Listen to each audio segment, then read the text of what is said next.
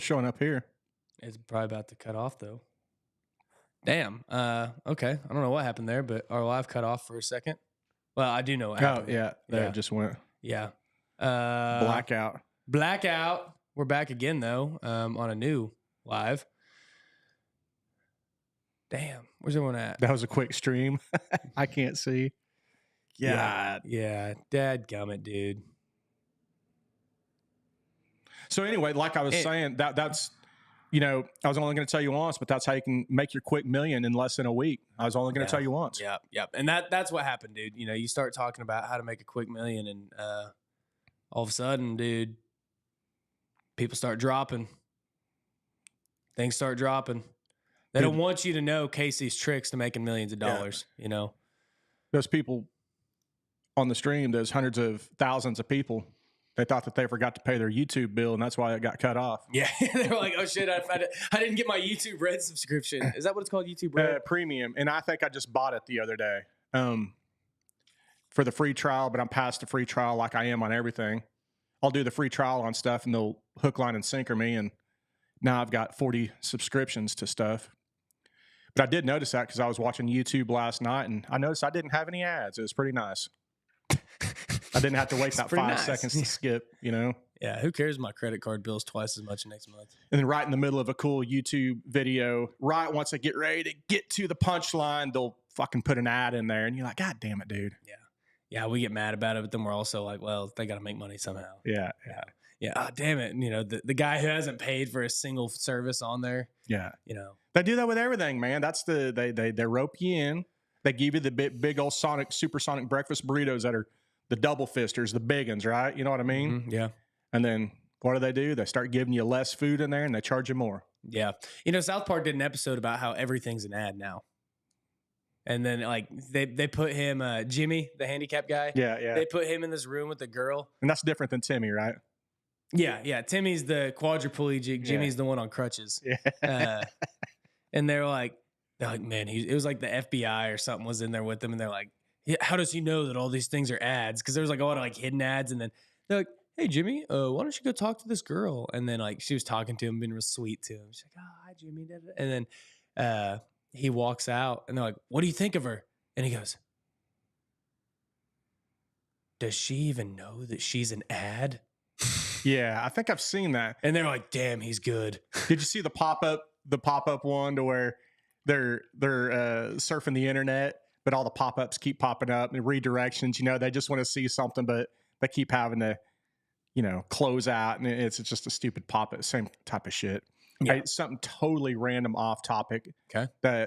Which I've got a bunch, but when it was back on my trip deal, when we stayed in Miami, we stayed kind of by the airport, and we went down to Bayside Market. I don't know if I talked about that, but that's like the happening spot there in kind of South Beach. It's not South Beach, but it's right by there. Yeah. Badass place, just a cool hangout. It's like the San Antonio type of canal, but on super duper steroids. Not canal, but it's part of the ocean. It's all connected. But my wife and I was looking for like I wanted fresh seafood, like super fresh seafood. And I looked at all the reviews and stuff. And there was a place 15 minutes away in Hialeah, which Hialeah is just kind of northeast of the airport. And I looked at it, and it wasn't a Red Lobster type of place. You could look at the pictures, and it was like a fresh seafood market type restaurant. Yeah. Went in there, and dude, do you know what they had on the menu to order, to eat? What? Obviously.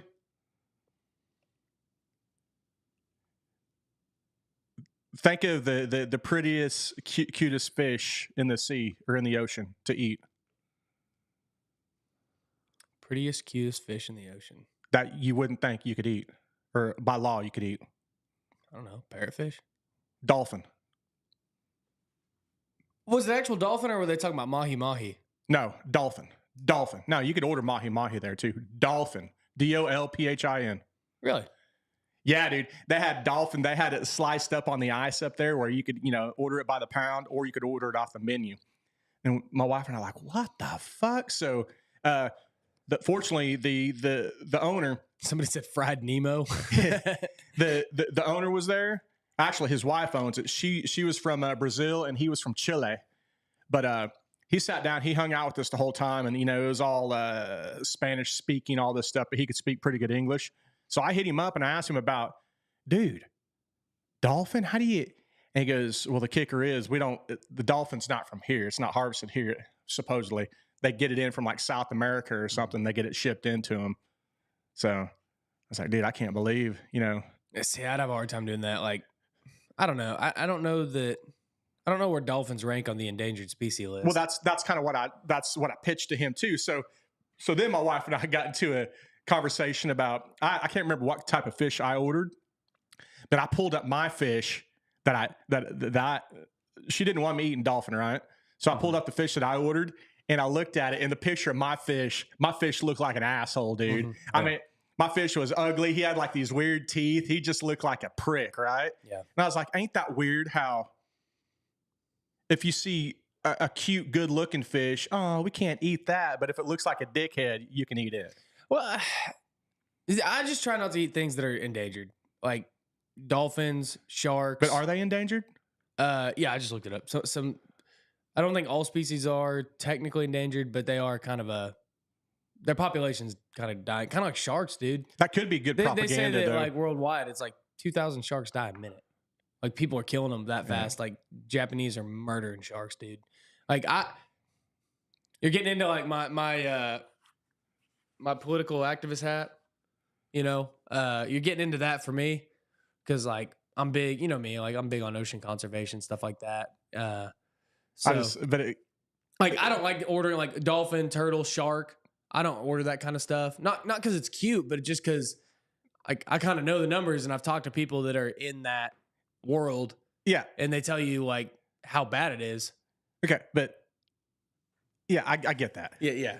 But my whole deal was, can you believe for one that dolphin was served front and center? I'm surprised to see it in the U.S. Yeah. Yeah. That, and who knows, it could be a big propaganda push from Big Dolphin. Big sharks saying that they're endangered when really they're rocking and rolling. Keki's left hand said, I'd eat a tiger if I could, but just the eye of a tiger. Or eat a tiger by the tail, right? Rising up, back on the street. Yeah. I don't know, man. We're kind of all over the place. We are. Hey, something that I did actually want to touch on. Did you see that guy in the Olympics? You already know which one I'm talking about. With the hog? What? The guy that messed up on the pole vault because he was going over the top deal. It was like a world record. And right once he was clearing it, his old hog hit the top bar and knocked it off. Oh, shit. Yeah. What? Yeah. If it wasn't for his wiener, dude, he would have got like a. Yeah. I thought that's the one you were talking about. Oh, no, I didn't see that. Yeah. No. Normally, you're supposed to tuck that between your legs and tape it before you do that. I haven't kept up with the Olympics at all. But I have. I'm talking about the guy from Turkey. You seen that guy? Oh, the hairy chest one? The competitive shooter. Oh, yeah. He walks up there. No. You're talking about. Oh, yes. The one that that he was just so unorthodox. So he had his hand in his pocket. What was his name? Yusuf Dikek? I don't Turkish name out.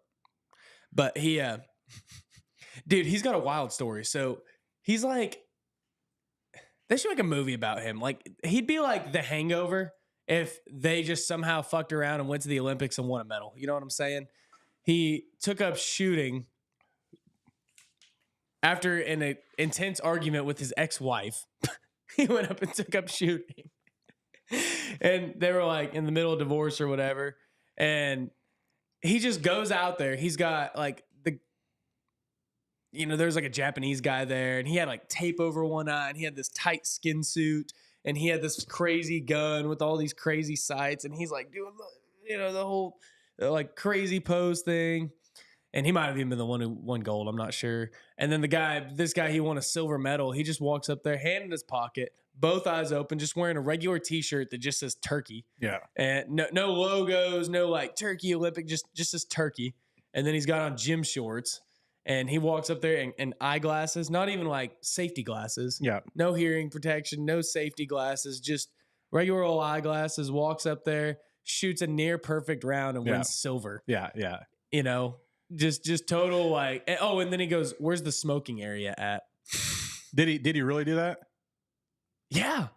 He asked where the smoking area was. Yeah. Oh, dude, that's awesome. And then on the podium, he's just straight faced, and then into the camera, he says, "Sharon, I want my dog back." Is that not the most baller thing you've ever heard? Yeah. Yeah, I just saw a snippet of it to where they showed everybody else had, the high-tech equipment and glasses and all this shit, and he just looked like a regular geek off the street. Yeah. Got to be handy with your steel, earn your keep. Yeah, and I guess he did. I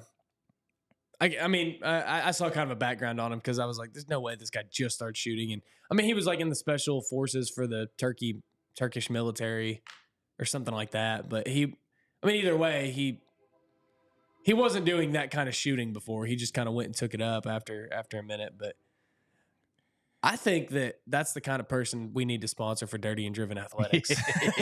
Yeah, the turkey dude. Yeah, I'd give him a sponsorship. Dude, I saw something to go off of that the other day. You know who Tim Kennedy is? You ever follow his stuff? I know who he is, yeah. Yeah. He just re-enlisted during the D-Day celebration over in France, June 6th. When he was over in Normandy, they did a big celebratory jump out of airplanes and the regalia, the old World War II outfits and stuff. Oh, wow. Him and I can't remember all the fucking dudes. I could drop their names. Andy Stumpf and all those dudes. But whenever he did that, like the highest of high generals, whatever, he did his re-enlistment again there on the beaches of Normandy with, the big celebration. But Tim Kennedy is still an active military guy, right? Yeah. Special Forces sniper and all this shit, close quarter combat training, all that stuff. Well, they did a deal the other day on, you ever heard of Origin? The company? Yes. Mm-hmm. Yeah. So they're an American-owned American company, Jocko Willink. Yeah. They do like jeans and boots and all types of they do everything. Pretty awesome stuff. Yeah. Well, Origin had this deal on YouTube the other day, like a little 30-minute deal, and it had the CrossFit champion from like 2010 or 12, this big old brute dude who not only a CrossFit guy, but he's like a brown belt in jiu-jitsu, some other stuff. It was a competition between Tim Kennedy, who is a UFC, fighter. He's a black belt in jiu-jitsu and also a, active military guy. What they did was they had a three-deal competition to where the first competition was kind of a CrossFit. It was be on a rower and do like 2,000 meters in 10 minutes, or do as many meters as you can in 10 minutes. Then the next competition, the second competition, was a jiu-jitsu match, 10 minutes long. And this guy is bigger than Tim Kennedy. And then whoever taps out, whatever, so many times. But then the final deal, I'm getting to a point here that ties it in. I hear you. The final deal was a shooting competition. And the shooting competition was literally going through, hitting targets, moving through, hit other targets, move, target. And, so Tim Kennedy knew that if he could at least get 2 out of 3, he was going to win, right? So Tim knew that he'd probably win on the jiu-jitsu and for sure on the shooting deal. Yeah. Well, after the initial CrossFit deal, that guy beat Tim on that. Jiu-jitsu, Tim tapped the dude out in the amount of time. So the final deal was a shooting competition, which Tim Kennedy is hands down going to win, right? Mm-hmm. Tim Kennedy goes through and does his first round, does it in a pretty good time. He misses a few times. This other dude that goes through there, hauled out, blink, blink, blink, blink, blink, blink, blink, blink, blink, blink. Smoked, and Tim went for his second run and didn't even beat him the second run. So the guy that wasn't a full-time active shooter, not active shooter, like there's an active shooter, but an active guy, you know what I mean, that doesn't put in the reps, beat a guy that does it for a living. That's wild, dude. So that was kind of my tie-in to the guy with his hand in the pocket, the turkey dude. Dude, that's freaking wild. I saw a bunch of memes, dude. It was like America loses in shooting, and it was like school kids, and it was like all of them like frowning. It's pretty fucked up. Yeah, I've been following some of the Olympics. I'm getting tired of the word hero being thrown around for Olympic competitors. I haven't even followed the Olympics. I have. I know that the U.S. has the most medals and China has the most gold medals. That's all I know. I've been following it, and they've been throwing around, hero is a hero, is it? Dude, I think hero is a word you should literally reserve for somebody that say somebody, in a burning building, military, whatever, that type of word hero, the same as, what's the other one that I'm looking for? Oh, PTSD. Well, I have PTSD. No, dude. PTSD should be strictly for people that were involved in combat that have to live with it. Think of another term. There's a lot of there's a lot of words that get thrown around like that. What I was gonna say is, are they talking about hero, or is it like the Greek athletes and they're actually talking about a euro? Yeah. Is it gyro, giro, or gyro, or gyro? Yeah. Because anytime I order that from like Arby's, it's been forever. But what, does Arby's have euros? Yeah, dude. Oh, they're good. It's like they have like the flatbread. Yeah. And you can get like the turkey with. I know what a euro is. But they're good, man. Okay. But anytime I order that, I go through the 3 or 4 different ways of saying it. Old Cake's left hand said that guy from Turkey doesn't teabag people, he potato sacks them. Man, if you guys aren't in the comments, dude, that's a wild west out there, man. Oh, shit, dude. I don't even know where we were going after that. But yeah, it could be a euro. They could be talking about how they're euros, not heroes.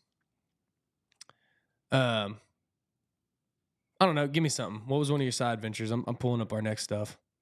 Oh, and another deal, too, is talking about every other word that Simone Biles is the greatest of all time. Come on, dude. Oh, I think she's good, but I think the word GOAT is thrown around way too often, especially with recency bias. Yeah, and I've had a lot of people tell me that lately, that I'm the GOAT over and over, and I appreciate it, but I've got a long ways to go. Yeah. Like LeBron James. Come on, dude. Yeah. I love all the memes going on right now. It's like, sad to say I didn't make the cut for the Paris Olympics, like on TikTok. Have you seen those? Oh, dude, it'll be like a 15-year-old girl at like an gymnastics competition. One that's like, she'll be on the beam and she'll just like totally eat it and just like fall off, like not even close. And like just tumble off and be like, sad I didn't make the cut for the Paris Olympics. One was like this fat dude on a diving board. It's like, sad I didn't make the cut for the 2024 Olympic diving team, and it's like he goes to do a belly flop and he hits his nuts on the diving board. Oh, dude, that could almost rip him off, man. If you're diving off and they get hung up like in a fence and just rip them off. Yeah, but it makes great entertainment on the internet. Yeah. You know what I'm saying? So, what would your Olympic sport be? Probably the javelin. Oh, really? Have you ever thrown javelin? No, but I think, obviously anything you train for, but I think if I had the best chance to do somewhat decent, that would probably be it. Just, glory days, back when I played baseball, the way to always get your arm stronger is to do long toss. And it was just me and like 1 or 2 other guys on the team. And we would literally be at the foul line or farther back and we'd be throwing all the way to the right field fence or the left field fence. I mean, you know what I mean? Because throw, far, crow hop and all that shit. So I would think the same type of deal, throwing a javelin would be my deal. Yeah. Do you know yours? Oh, what would be mine? I don't know. I feel like there's a lot of oddball Olympic sports that. Yeah, kind of like Debo says, you and your fringe sports. Yeah, the fringe sports. I feel like there's got to be a fringe sport. Table tennis? No, dude, I blow at ping pong. Dude, what the fuck, anyway, is up with these stupid-ass Olympic sports that they're calling Olympic? And then a few years... I don't know. You ever watched the table tennis? That's actually pretty wild to watch. Yeah, it's wild, but... Especially you get those Asian people on there. Dude. Yeah, but then to think a few years ago, they got rid of fucking wrestling. Yeah, now that's crazy. It's like, dude, and softball or whatever. It's like, dude, wrestling is probably the top tier, probably... That's like one of the OG Olympic sports. Yeah, that's it. I mean, one-on-one, mano-a-mano, that should be the number one. Then probably gymnastics number. You know what I mean? I'm kind of surprised they don't have like an MMA. Could be, but they might be pissed off at Dana White because Dana White is pro-Trump, and so that whole conspiracy deal. But I mean, not everybody's in the UFC. Yeah, but the UFC is the monopoly. I mean, it's the face of MMA. Is what I'm getting at. But do you really think there'd be that many people from the UFC that would go to that? Like, especially like your top athletes? Like, I don't know if they would because it takes so much time to go to the Olympics and then fight. And, because those guys only do a couple fights a year. Maybe. I mean, it would be if Dana White signed off on it, if it wasn't part of a contract deal, then yeah, it'd be good exposure. They say that this is a no shit. I don't have to say this is a fact, but aside from going to war, the best ways countries to have to show their might is through the Olympics. So that's why there's a lot of state sponsored, you know, in the U.S., it's really not state sponsored, meaning our government isn't paying for these people to do all their training and their food and all that. There's countries that's we pay you to represent us every fucking 4 years, and because we want to look like a mighty nation. Right. Well, that's what somebody said. It was like the breakdown of like China versus the U.S. Like China makes like, if you get a gold medal, it's like a $300,000 bonus. Yeah. No, $700,000 bonus for a gold medal. In the U.S., it's like, I think it's like 38,000 or something. Yeah, and I would assume that China is definitely a state sponsored. Yeah, but I mean, also U.S. has got all the private sponsorships, and you know, if you're a good athlete, yeah, you can still get your money other ways. Yeah, but it's, you know, yeah. But I heard somebody saying that the other day. They're like, hell yeah, I support the Olympics. I pay my taxes. I'm gonna root for the team. And then he was like, the next week he was like, so you know how I said that thing about the taxes? And I was like, yeah. He goes, I realized that none of my tax dollars go to the Olympics, so I don't really give a shit anymore. Is it kind of bad that I kind of hope that the U.S. basketball team gets beat? Why's that? I think the main deal is because LeBron. Oh, yeah. I don't know. The one that my wife's been into, so, you know, being from Germany always like just rakes the table. I mean, they take all the money on the traditional dressage equestrian. She's like, man, Germany's way behind in medals. And she's like, oh, okay, they haven't done the equestrian challenges yet. Yeah. She's so excited. I was like, why? She goes, because we're gonna win that. We always dominate the traditional dressage. I'm like, that is not a sport. Yeah, that always used to be the rag whenever I was big pro OU, ragging on OSU. It'd be like, yeah, but hold on, OSU hasn't played golf yet. How many golf titles does OU have? Or it was always the oddball ones, but OSU was always badass at wrestling. Yeah. Oh shit, man. Well, what do you say we hit a topic and start wrapping this thing up or something? Okay, throw it out there and I'll try to tie it in. You say it and I'll try to get something to tie in. Well, I've got a few to choose from, but no, dude, something that I've actually Olympic beer pong. That's Olympic a good one. beer pong, dude. I don't know which way I want to go with this because we have two topics that are not related to anything that we've been talking about today. So yeah, Iraq terminated people. I do remember that didn't perform well in the Olympics, dude. I heard about that too. Dude, if you don't, I think North Korea was kind of like that. Yeah, too. if you don't shine for your country, then. Well, dude, it was like North Korea was like, if you won silver, you were like shamed. Yeah. Yeah, you got like some fat fuck Kim Jong Un telling you. Yeah, it's like you don't have enough pressure already. Yeah. Dude, man, that's wild stuff, man. I can't believe that shit. Barbecue rib eating. I could win a gold medal in barbecue rib eating. Cakey's left hand, you come on this podcast, boy. You get your fucking ass on this podcast, and we're going to eat barbecue ribs on this thing, and we're going to see who wins. All right? All right, you can come in here talking about barbecue rib eating. You come in here, and you challenge me. You bring a rack of ribs, I'll bring a rack of ribs, and we'll bring like 6 more racks of ribs, and we'll see who can eat the most racks. Dude, we still got ribs in our fridge. I cooked the other day. I cooked 2 racks of spare ribs and 2 racks of pork ribs, and it's just a rib fat. I'm still trying to get through those. Dude, I love ribs. Oh, yeah, I eat a lot of ribs. Yeah, man. You ever eat the bones? No. I do eat the gristle every now and then. The old, you know, the softer bone part. Yeah. I don't know if that's the part I was talking about. Is that gristle? I don't know. That's got to be. What is that? Because you've got the bone, then you got, you know, like the little white deals at the end of the bone. Oh, you're talking about that part. Yeah. Is that gristle or is that tendon? What is that? I'm not quite sure. Probably tendon.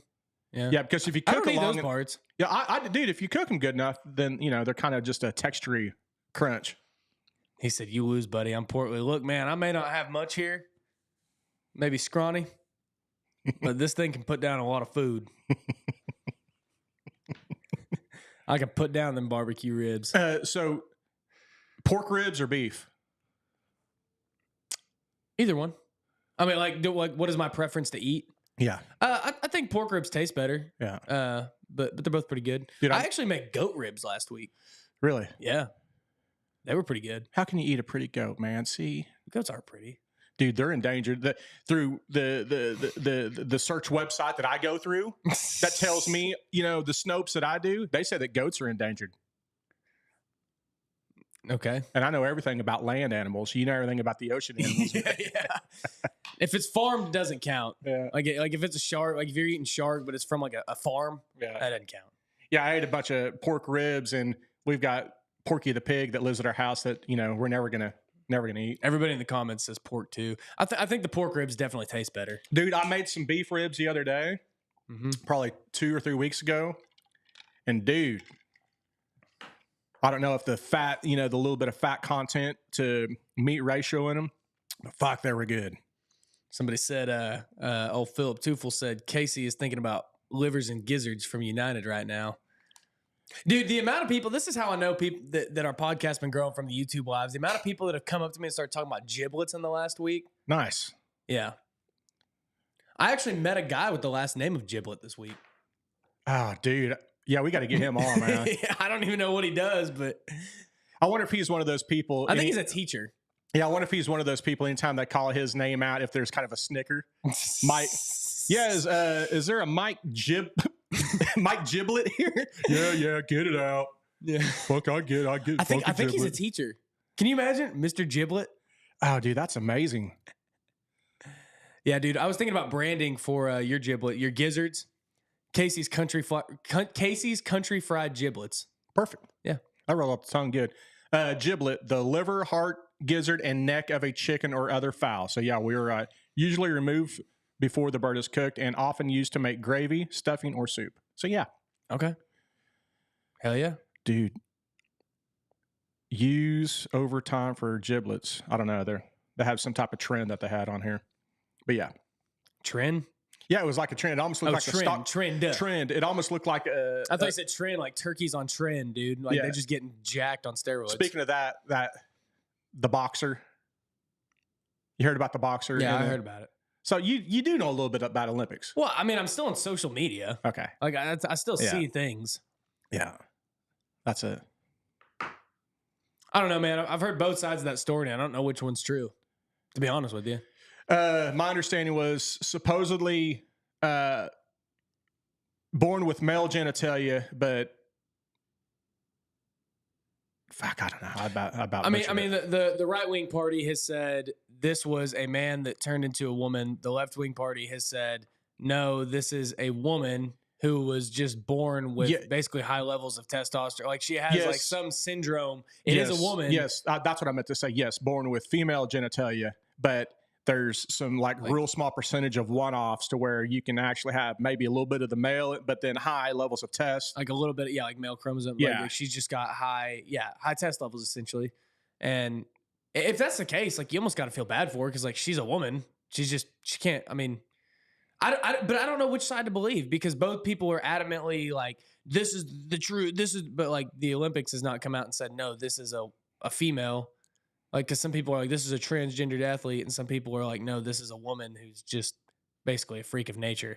So that one girl that got jabbed in the face and quit after 45 seconds, the World Boxing Association or whatever that she's in, they've already given her $50,000. And Jake Paul, the Paul brothers, whatever, he's already said that she's welcome to come on his undercard for his boxing company and fight on that and make some real money too. The girl that was fighting a man. One of the Paul brothers said that it was fucked up that she was allowed in the ring.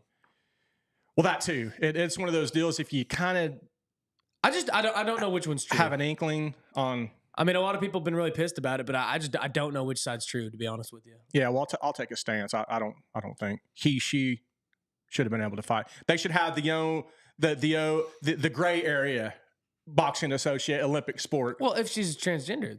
But if she's a female that's just a freak of nature, then why? But it's not a freak of nature. I mean, a freak, yes, but high levels of more like a male person. Yeah, I just don't know. I mean, it like depends on it. Is she born like that? Was it like from drugs? I mean, was it? I don't know. I'm gonna dig into it. Dig into it. Yeah, and I'll report back to you next week. Yeah, report back to me because I've seen so much stuff from different sides on it that I really don't know what to believe. I'm gonna check under the hood. Yeah. Go to a hotel room in France.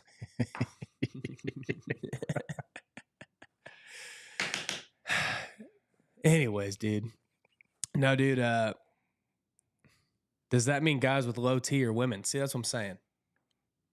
A lot of guys with high estrogen, low T. Yeah. What about guys with low T? Can I go fight in women's sports then? That who might have higher testosterone than me? Well, no, because your bone density and your fucking your structure, your whole life you've been. Only if you want to win Olympic gold medals. That's bitch. right. Can I use the women's restrooms? Yeah.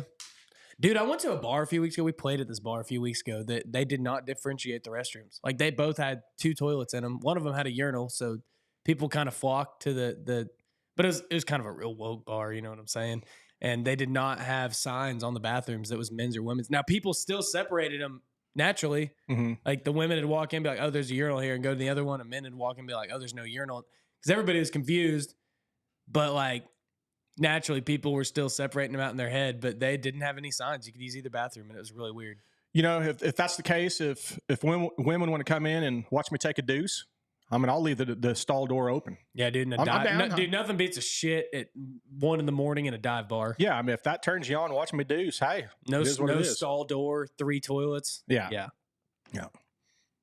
Oh yeah. You ever see that? You ever see that one video? I know we're totally obviously random here. Yeah. But the one video to where the guy's got in a fight in the restroom, and it's a knockdown, drag out, pull it, whatever. And the last stall by the wall. Hey, that rhymed. The last stall by the wall. They run and they end up crashing through the stall door.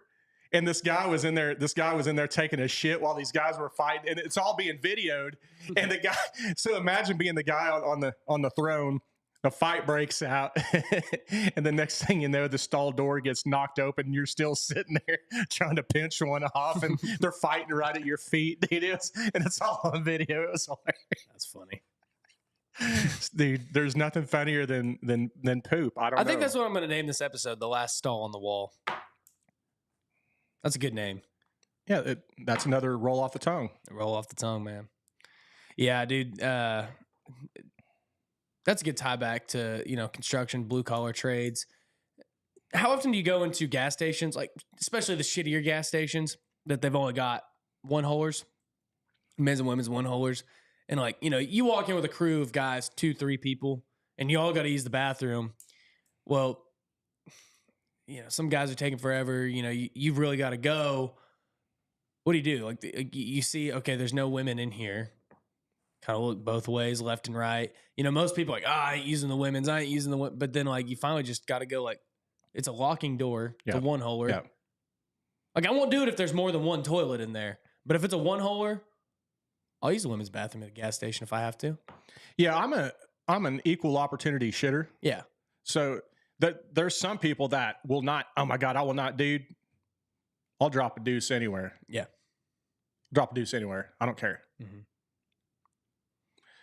Lay down the landing strips. A lot of times you got to wipe off the toilet seat. I don't, I don't hover, but then I'll pull off toilet paper yay long and lay down landing strips on the seat. Oh, okay. Way, Keep it sanitary. Yeah, you're somewhat protected, right? Yeah, dude. First time I ever did that, I was mortified. I went into there's this gas station, and we went to it all the time. But it was a one holer, and we'd walk in. There was always 3 or 4 of us, and I mean, it was a shitty gas station. And I finally just got to the point where like my boss would always go first, obviously because he's the boss. But we'd all be waiting, and dude, I was like, fucking, I'd just go in there, man. If there's no women in there, I'd definitely go in there. And then there was one time I was about to shit my pants, dude. I ran in there and I dropped the nastiest deuce in that bathroom. And then I come out and there's like 2 women waiting for me. Like once I'm done, I was like, no, dude. Oh, dude, it was so bad. I walked out of there and I was just like, dude, my boss was like looking at the drinks. I was like, dude, we got to go now. Yeah. You can't help but kind of snicker when you believe it's stewing in there. Well, the worst part is one of them goes, oh, there's a dude in there. Yeah. There's a dude in the pool. Yeah. Good shit. That's a bad deal. Anyways, why is that what we're getting known for? Why is that our claim to fame? Anyways, man, you'll never get to. That's what I'm saying, man. Still, I'm up there in age, a little bit more than you, but I still think in another 10 or 20 years, poo is a timeless, fun.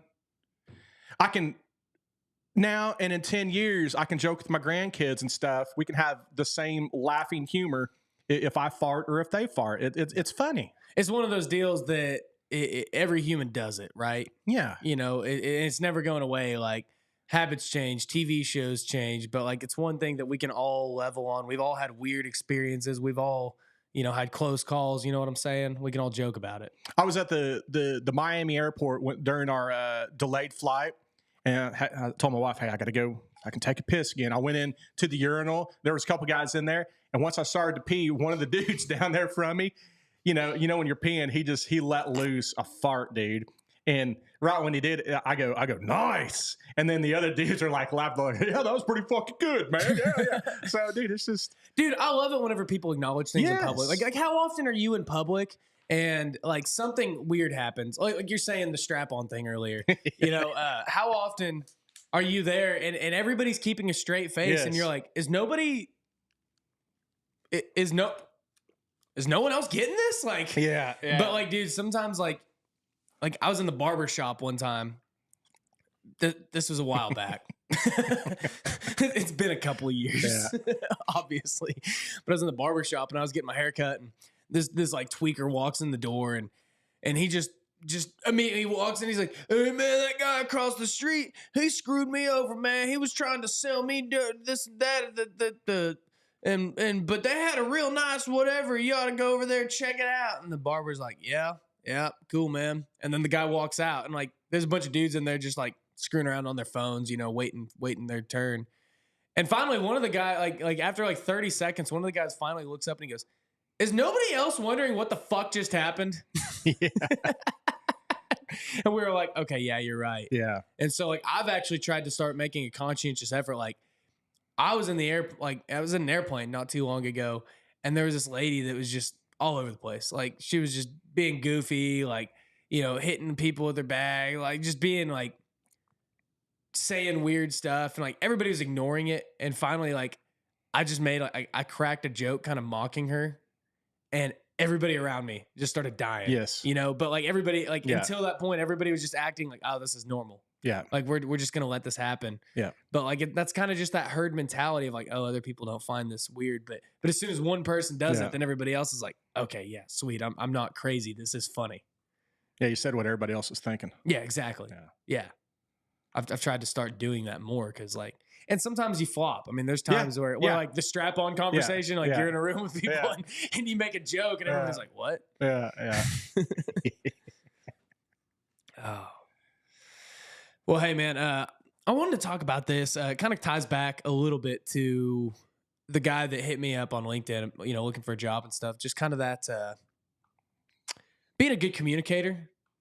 Well, this will be our topic of value today. And then we'll pinch this episode off. No, dude, I think that, and it kind of goes into what I was just talking about, dude. Sometimes you just got to say what you want to say. Like you've got to learn how to communicate with everybody. And that's something that like in the construction industry, in the business industry, so many people fail at. I got mad the other day because on a project that we're working on, there's a guy that, hey, we're going to be ready. We're going to be ready. And we even went and looked at the job and we're like, you're not going to be ready. And he's like, no, we're going to be ready. Like, you know, we've got, you know, someone coming, they're going to finish up the dirt work so you guys can lay asphalt. Okay. Are you sure? Yes. All right. Cause we're sending a whole crew in the morning. Yes. Well, we get there and guess what? They didn't do a fucking thing, you know, send a whole crew. Didn't do a thing. And, you know, we were mad cause our whole crew's there. And now, you know, he goes, what the fuck? You know, he's like, why couldn't you at least call me this morning and tell me you weren't ready? So that way, you know, we'd be good to go. And he was like, well, you know, I thought and he goes, I could have at least, you know, my boss was sitting there going, man, I could have at least brought equipment with us to where we can, you know, finish up what you need to do and we can be laying asphalt. Cause now we've got, you know, 200 tons of asphalt made and we've got 15 guys sitting here. We've got truck drivers sitting in our yard. Dude, that's thousands of dollars an hour. Right. And because this guy's poor communication, one, you know, it cost us money. Two, it cost them more money. And 3, it got, made people get off work late on a Friday, and it just leads to a worse job. Like, you could have communicated, and in the future, they're probably not going to get a bid. You know what I'm saying? Yeah. From us, because they fucked us around like that. And good communication goes such a long way. Like that guy who hit me up and, was asking, hey, how do I market myself? Dude, sometimes you just start the conversation. You just call people up. And I think that communication is one of those things that in the construction industry, people are so bad at it that the ones who are just halfway decent at communicating, really all industries, the ones that are halfway decent at communicating, dude, they shoot up so fast. I mean, I can't tell you how often I call somebody, I text somebody, I email somebody, and if I even get a response, it'll be 2, 3, 4 days. Yeah. And at that point, you're like, well, fuck you, dude. I'm already past it. Like, sorry. I think that that's such an important attribute that people miss. And like a blue collar guy, like, all right, let's just say you're a regular old laborer, equipment operator. You're just a guy on a crew, right? You still have to learn how to communicate with your boss. Communicate, hey, I'm going to be gone this date. I'm going to, here's something I need to make my job better and help me do a better job. Like, how often do you hear, like, in a company, people shit talking, like, oh, dude, I can't believe that they do this and they do that. They don't give a shit about us. They've never even thought about doing this or that or the other, but they've never told their superior about these issues that they're having. These ideas that they have, they just bitch about it amongst themselves, right? Maybe if you communicated some of that stuff, you could have it better for yourself. And if you're somebody in charge, not assume that your crews know everything too, and communicate clearly what you want them to do and what you expect from them. Yeah. Yeah. Sometimes those superiors need to reciprocate too. If somebody pitches a concern or something, they need to act like they care, because I've mentioned before, sometimes you get to where you feel like it's a lost cause if you're speaking something. So then you'll stop speaking your mind or whatever, because you don't feel like you're getting any feedback. Yeah. I was reading some of these comments here because this is a good one. Bozrock says, hate that shit, especially talking about communication when material deliveries, because he's a roofer. Mm-hmm. They could, if when they're going to show up delivering shingles, a lot of the delivery companies have a pretty much like a crane arm, conveyor belt that can rooftop. You can load the shingles on a roof, but if they don't stay communicating with you good in time, then they'll unload a lot of those shingles a lot of times down on the driveway. Then you got to hump all the shingles up via ladder, and it takes a lot of extra work, right? Yeah. Mm-hmm. And then also I saw another one here. Yeah, dude, material deliveries are a big one. Like the old, oh yeah, it's gonna be there in 30 minutes. Like, people lie about it. And that's what pisses me off, is whenever people lie about it. It's like, dude, if you have a problem, don't try to cover it up. If you're running late, tell somebody. Like, you can, everybody be a lot better if you just communicate honestly, instead of the old like, oh yeah, man, I'm on my way, but like you're just getting out of the shower kind of thing. Yeah. Or like, oh yeah, I'm almost there, but you're still 20 minutes away. And Well, one thing that I do, I don't know if it's religiously because it's Sunday. Speaking of Sunday, it's tougher, the hundreds of thousands of people to tune in because they're all at church right now. Yeah. But if we could start getting some of those people to either during service or whatever, kind of come over and listen to our podcast live and talk with us, even if they're sitting in the pew, or just skip church and be a part of the Dirty and Driven live on Sunday, it would be great. That's what I'm doing right now. Yeah. Is that your communication to the audience? Yeah. That was my communication to the. Yeah. I don't know where I was going with communication, but also Keki's left hand said communication is important.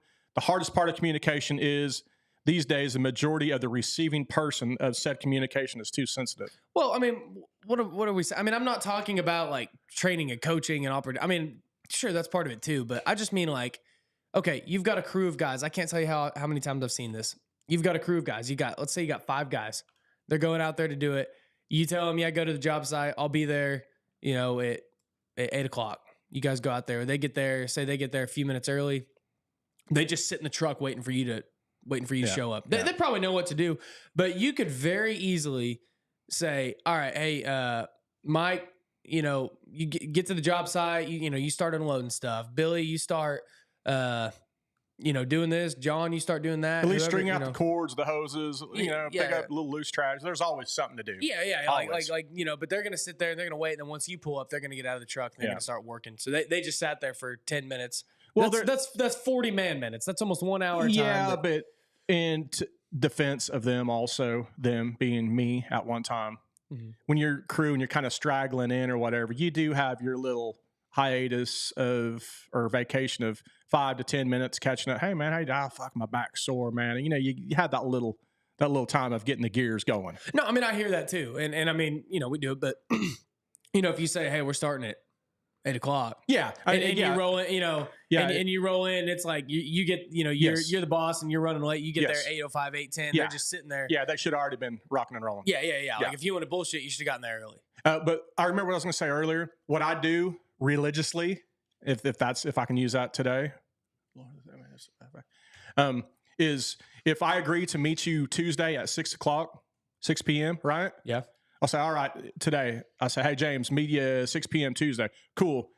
The next thing I'll say is, hey, man, what I'll do is I'll shoot you a text or whatever. I'll get a hold of you 15 to 20 minutes before, just to let you know I'll still be there on time. And I do it. Mm-hmm. So whenever I'm on my drive or on my way, I'm not driving. Whenever I'm pulled over, stopped. When you're about to leave. Yes, when I'm about to leave, I will send that text or make that call. Dude, I fucked up the other day because, see, again, this goes back. Sometimes people can communicate well with you and you can not be the best at receiving communication. And that was me the other day. So I had a contractor meeting me to look at some my bathroom, my house. And he goes on Monday or Tuesday, he goes, Friday at 2:30, does that work for you? And I said, yes. Or he said, would 2:30 on Friday work? And I said, yes. Well, when I read 2:30, I read Tuesday. So he calls me, camera disconnected. He calls me at 2:35 and he's like, think I'm at the wrong house. And I was like, what? I thought we were meeting on a Tuesday. And he goes, no. My text said Friday. My text said Friday, and you said okay. And I was like, fuck, you're right. Dude, in your defense, Friday and Tuesday does kind of look the same. It has day in there. Well, it's the 2:30 that got me. It's the 2:30 Tuesday, 2:30.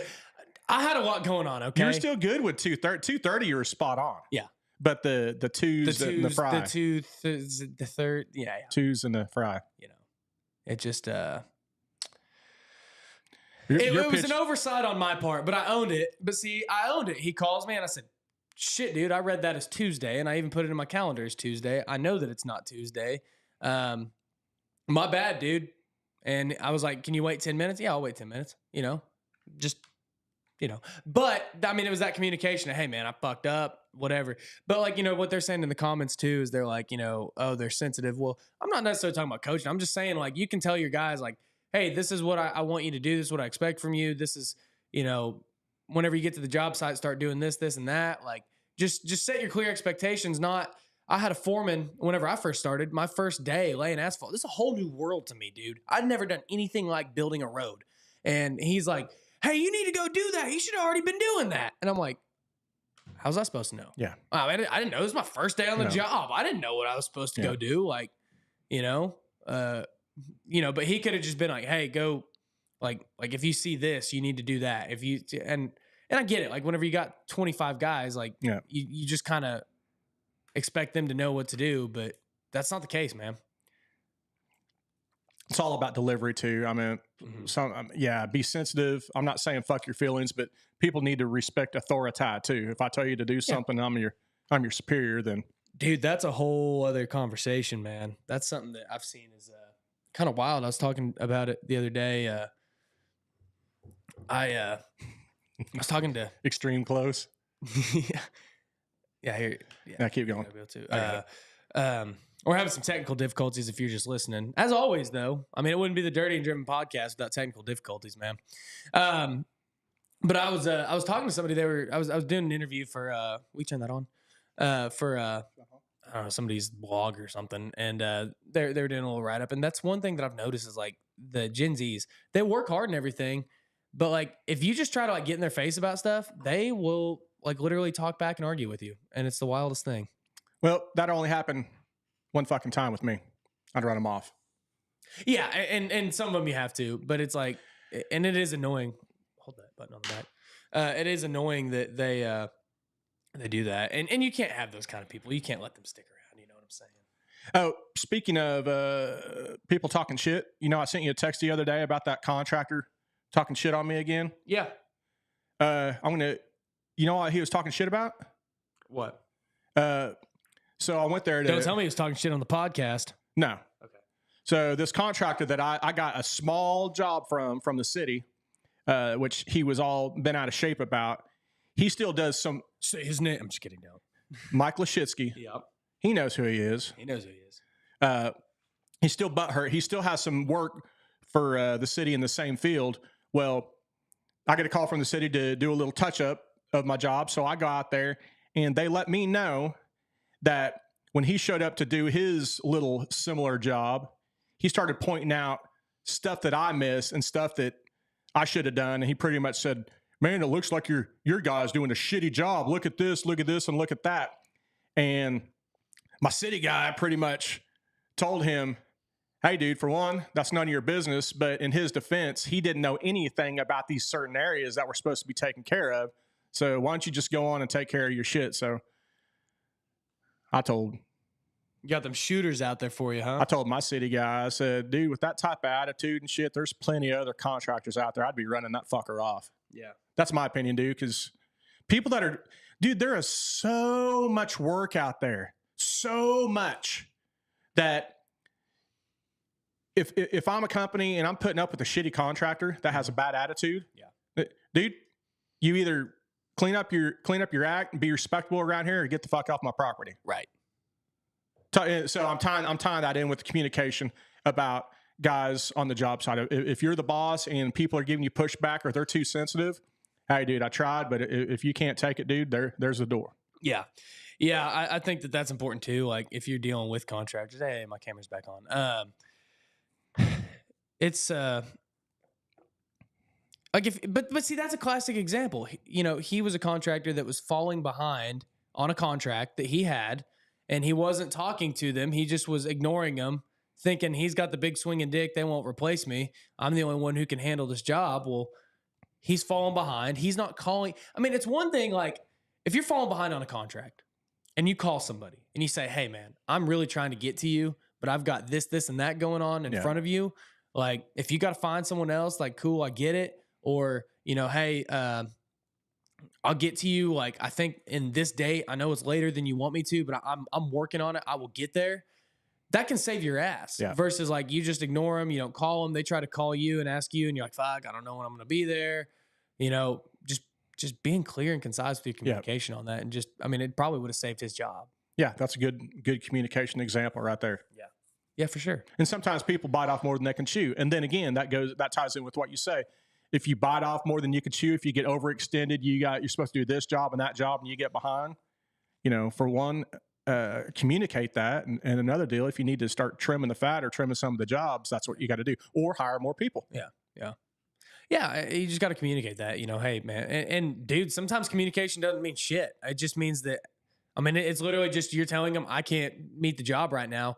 And if you need to find someone else, do it, because like, it's like we talk about all the time where I work, hey, you can tell this customer, because every customer is the only customer that you have, right? In their head. Yes. In their head, they're the only one. They're the only one that matters. And you tell them, hey, we're having this issue. We had equipment breakdown. We had people not show up. We had the rain coming. Dude, they don't care. If you go to Brahms and you order a biscuit for breakfast and you get up there and it takes them 10 minutes and they go, sorry, we're out of biscuits. Dude, you don't give a shit what's going on behind the doors. Yeah. All you know is that you're not getting your biscuit and you're pissed and I want my fucking biscuit. Yeah. That you don't care that somebody called in sick. You don't care that the shipment's late. You don't care. You just want your biscuit and you're pissed. And I'm not going to Brahms anymore because every time I go there, they don't have the damn biscuits. And that's all I want. It's the same kind of situation. And unfortunately, sometimes you've just got to tell them these are our shortcomings right now. And we just can't get to you. And if you got to hire someone else, whatever. Yeah. And a lot of times they don't want to hear excuses either. They don't. You can have a legitimate, hey, dude, sorry, I'm late. The fucker broke. But if it's a repetitive deal, that they want to hear, hey, no problem, man, I'm on my way. I'll get her taken care of. Yeah. And you can't always do that, unfortunately. Yeah. Yeah. Communication's such a hard thing because it is hard, dude. Like you can have clear communication. Hey, we're going to be here this day. We're going to be, and contractors that do just minimal communication. Hey, let's schedule a meeting for this date. They show up on time. Interviewees that, hey, all right, yeah, 8:00 interview. I'll be there. They get there at 7:50. They talk to you. They've got a resume. They got, their experience. They speak clearly. They put in just minimal effort. That says a lot about your communication. But sometimes the hard part is, dude, especially like for us, like with parking lots, dude, like we did a church last week and the base failed while we were paving it. And so now they've got some bad spots in their parking lot that we got to go back and fix. No fault of ours, really. I mean, the customer should pay for it. We're going to go in there and like really do a lot more extra than we should have to fix it. But all the customer cares about is, dude, I just paid $150,000 for this parking lot. Why is there cracks in it? And it's like, well, yeah, here's what happened. It's just how things are sometimes. And you got to call them up and say, hey, man, look, there's some cracks in your parking lot. I know you just paid a lot of money for it, but, we're going to do what we can to meet in the middle and make it right. Yeah.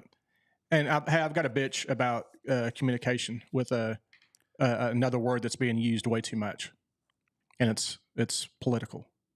And the word is clear. You said it just a few times there because clear communication is still subjective, right? What you think is clear communication to me, I might be totally off base, right?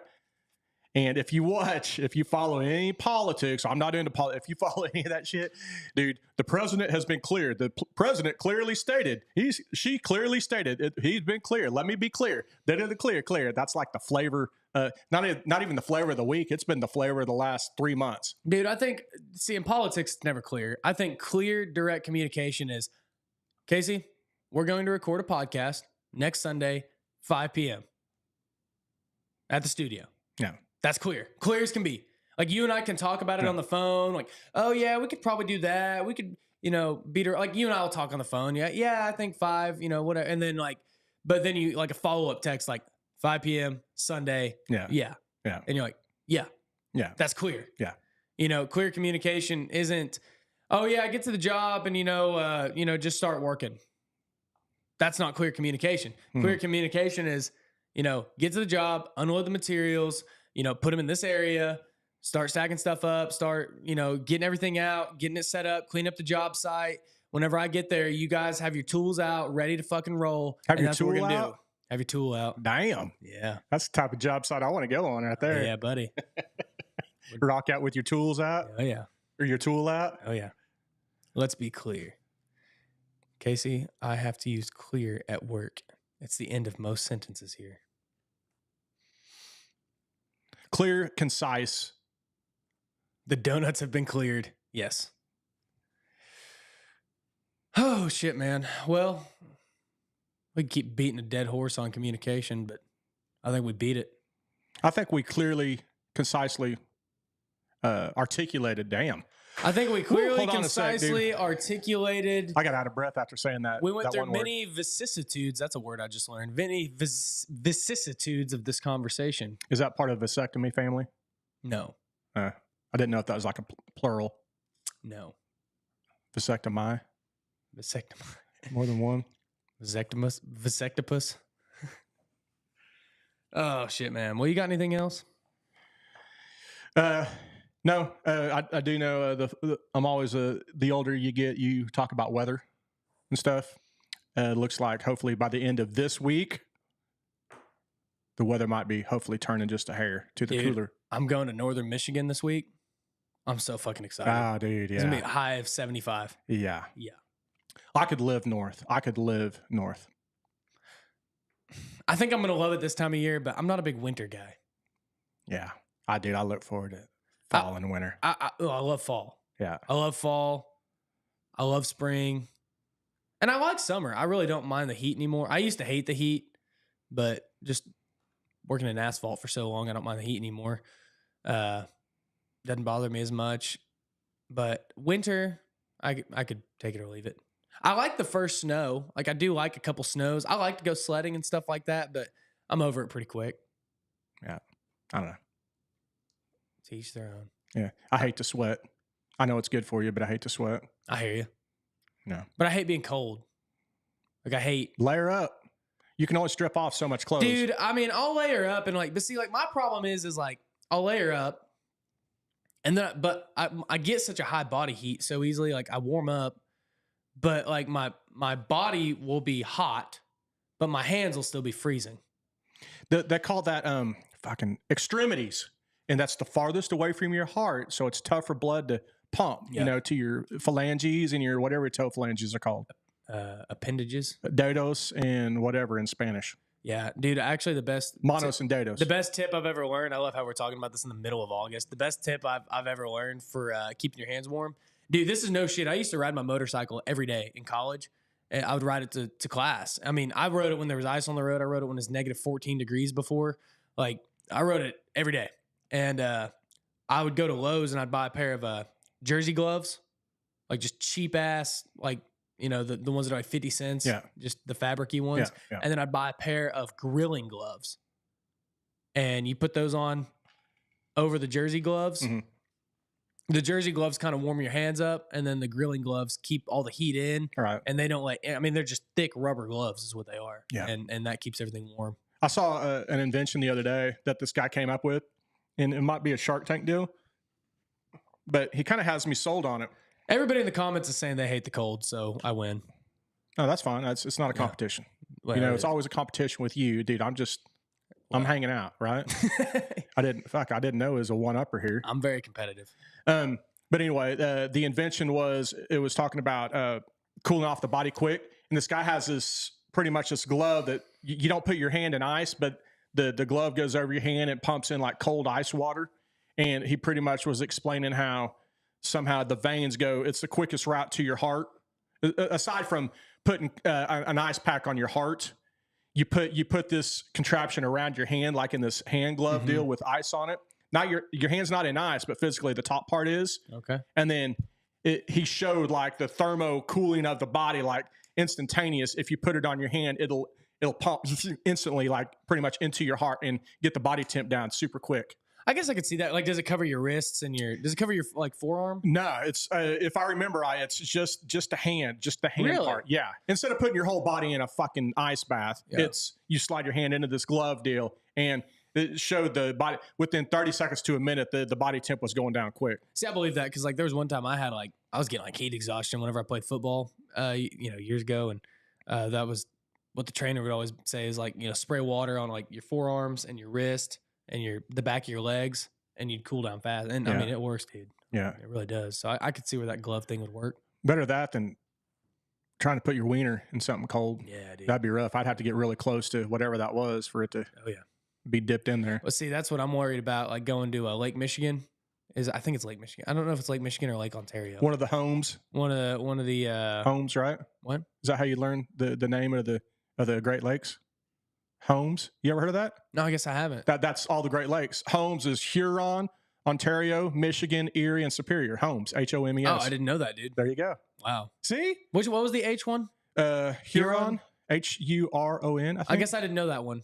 Yeah, I think that's right. That's not geography's not my strong suit. And did you know that those Great Lakes that are freshwater lakes, they used to be ocean lakes with salt and stuff, but once everything receded and stuff or whatever back, then they were trapped in the lakes. Became kind of like my hairline. Yeah, that's pretty good. Yeah, no, that's what they say. A lot of stuff used to be salt water, but no, I'm excited to go there. I think it's gonna be cold though. I think that water is gonna be 75 degrees, which like 75 degree water is pretty fucking cold. Yeah, shrinkage. Yeah, shrinkage. And did you know that all salt is sea salt? I guess at one point in time it would have been, huh? Yes. Even like in Hutchinson, Kansas, in the salt mines? Yeah, or the Great Salt Plains over there where we go get our water. Yeah. Same deal. Yeah. There were oceans that covered this land at one time. When they receded, they left the salt back. Yeah. So it was at sea. Yeah, that's how the realtor got me, dude. Is my house was on the coastline. Yeah. Yeah, oceanfront property in Arizona. It receded. Yeah, it receded. Oh Oh, shit. Well, shout out to the live chat, Philip. Llama Llama, sorry. Yeah, shout out to the live chat. It's I appreciate how active and busy it is. Like, you guys do good. See, Philip is like me. That's my homeboy. He says, "Bring on the winter." I love you, Phil. Yeah, Phil's a big dude. I could see where he'd like that. Yes, we got to stick together. Yeah, and the equipment that Philip works around is 900 degrees in areas, so yeah, it's a killer. Bazarek's talking about he used to roof in North Dakota and it was negative 40 and 50 mile per hour. Dude, I believe that. North Dakota is. Why would you even go to North Dakota? Like, why would you visit it? Why would you see it? Why would you live there? I mean, that is a. I mean, I'm sure that there's people who are like, "Oh yeah, Bismarck," but dude, I mean, North Dakota is like, what's its purpose? Oil? Do we own it for oil? I get, yeah. Oil and wind, I guess. Yeah. Kind of like we're known for tornadoes. That's what we have here is tornadoes. Yeah. North Dakota's got a terrible chick to dick ratio. Yeah, dude, she's an LA 3, but a North Dakota 10. Yeah. That's how you need to watch going to Thailand, though, because you don't know if you're getting one of them lady girls or whatever over there. One of them Olympic boxers. Check under the hood on that one. Oh, he said money. Yeah, dude, that's it, man. I know a lot of people that have worked in North Dakota for money. Yeah. I mean, yeah, dude, big money. I don't know why you'd want to live there, but anyways, guys, thanks for being in on the live chat. We appreciate it. If you're just a regular listener, try joining us on the live chat. I think next Sunday, we said we were going to record in the afternoon, right? 5:30 Central Time. Yeah, 5:30 Central Time, because I'm going to be flying back from Michigan that day. Yep. And so I'll be getting off work. It will be prime time TV slot. It's not going to be like this week's the. We're kind of competing with the Olympics right now on this live. Well, I think because they're live right now in France. Well, we're bigger than the Olympics, but it's a tough time slot. But we got the balls to go up against the Olympics right now during their prime time slot. And we've got the balls to go against Church. And Church too. Yeah, seriously, Church is our biggest competitor right now, dude. What are we going to do when Big Church comes knocking on that door over there, trying to make us change our time slot? Because we're pulling away so many potential members. Yeah, my pastor Kyle, he's going to walk in here and just like, just kick the doors open. You son of a... Unless if you're a Catholic, then you can go to Mass on Saturday. Yeah. At 5:15 or whenever it was. Yeah, dude, I had a lot of people be like, dude, do you guys like not go to church? And actually, I go to church at 11 o'clock Central Time. Just not today, because we got home at 3 a.m. last night and my wife is still asleep. And I wish I was. If people are busting your balls for not going to church, then... No, there was people busting our balls about why do you guys record during church time? Some people don't have to participate in church time. That's what I said. I said, well, I go to church at 11 and Casey's a heathen. Maybe, like I said, maybe I'm Catholic. Maybe I have good beliefs and whatever, and I don't need to go through those doors. You know what I mean? Yeah. I guess that's how you feel, man. You judge me? I ain't judging you. Or are the outsiders judging me? I ain't judging you, dude. All right. That's what I thought. This is the Dirty and Driven podcast, dude. No judgment. Yeah. No judgment. No judgment-free zone. This is like Planet Fitness. Just don't slam the weights and fucking yell whenever you're doing the, power cleans. Yeah. We've got the lunk alarm. Hey, I also want to make another comment about, dude, I've had two different girls come after some stuff that we posted on social media. Our biggest audience is fucking men. And I just want to point that out. I'm very pro women in construction. I think that I've made that clear on this podcast. We've had a lot of great females on here. We've advocated for it. I've talked about it. I've had that conversation, and I'm very pro that. If that's what you want to do, you're passionate about it, it's a good fit for you, and where you're working is a good fit for you, and you can meet the standard. I don't give a shit who you are. But our biggest audience is like 85% dudes. We make content for dudes. So if I go out here and I put a post about the men who built this country and the men who are building this country and stuff like that, that is not grounds for you to come on and be like, well, ladies can do that too. No. All right. That's not our audience. And that's all I'm trying to say is like, we have girls that listen to the show and they're badasses. All right. They really are. A lot of them are that listen and engage with us and stuff like that. But just because we put something out there that specifies men and doesn't say men and women, it's just what it is, man. No, if We're targeting our audience. If you know anything about debating, I know you do, but you can always find you can always find something negative in a positive. You can always find dirt. And there actually is the word men in women. So it's covered both ways. Whenever I say guys, when I say dudes, when I say men, I'm like, I mean everybody. Yeah, dude, like you don't have to defend that shit. I'm not, but I am, and I'm sure that the people commenting are not listening to the podcast. At least at this point, that could be Russian bots, man. No, some of them were like people that actually like that kind of know. Not that I know, but like I've seen them on Instagram and stuff like that. You know what I mean? Yeah. And it's just like I posted a quote about men of genius, and it's like, and people are like, "Oh, well, women can do it." I'm like, yes, women can do it too. Well, here goes. And I'm not being like uninclusive. It's just our goal with the Dirty and Driven podcast is I want to see badass, strong men in our country.